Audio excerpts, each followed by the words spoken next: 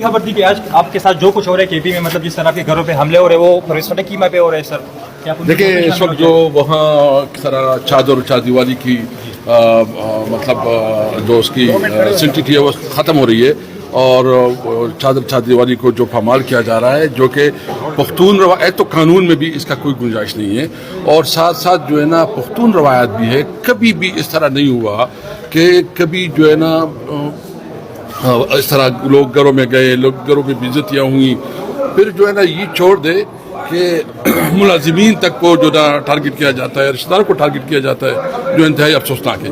परवेज फटक से रब्ता हुआ है आपका? परवेज फटक से रब्ता हुआ है?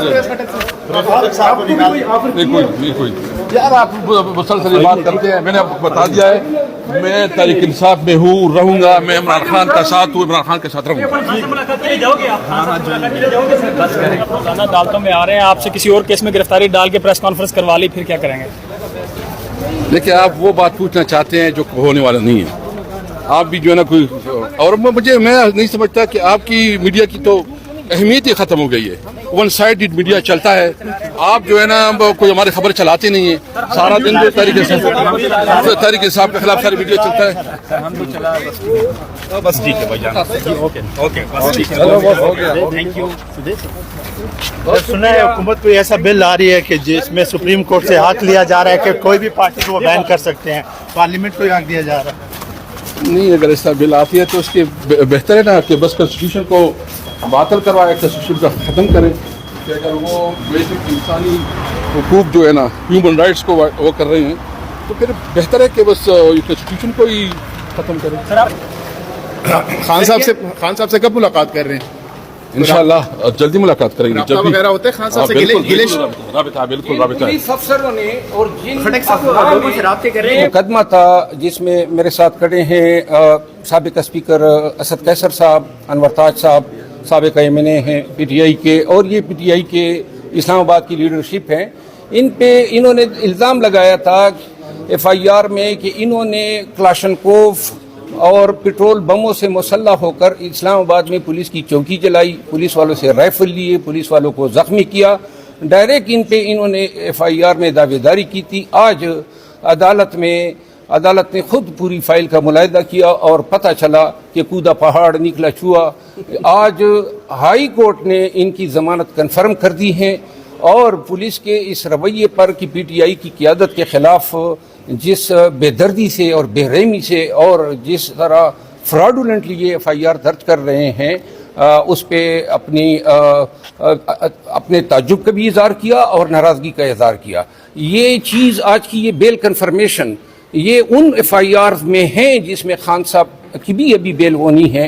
तो लिहाजा मैं ये बताना चाहता हूँ कि जितने एफआईआर 150 या 180 लगभग जो दर्ज हुए हैं, इन सब की यही हैसियत है।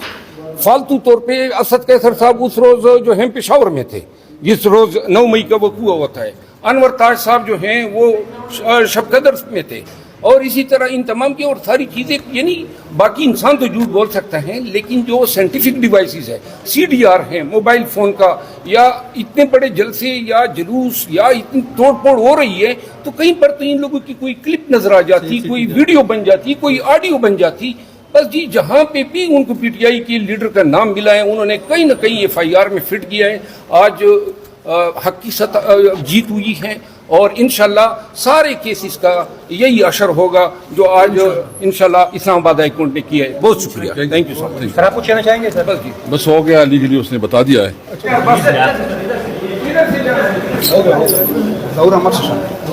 कि अब वकला जो सरकार को रिप्रेजेंट कर रहे हैं और ये स्पेशल पब्लिक प्रोसिक्यूटर थे, उन्होंने कहा जी कि अगर कोई शहादत नहीं है तो फिर इस केस में क्या है। तो ये वही केसेस हैं जिसमें हम 4 महीनों से और ऐसे केसेस इनमें हम फिर रहे हैं, रगड़े कर रहे हैं, कभी जमानत, कभी बेल बांड, कभी एक अदालत, कभी दूसरी अदालत। थैंक यू सो मच, बहुत शुक्रिया।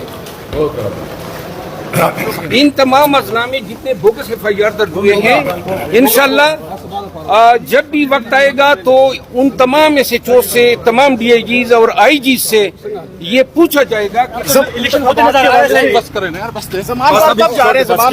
ठीक है भाई, आ जाओ बस। انتخابات کے حوالے سے جو اصلاحات ہو رہی ہیں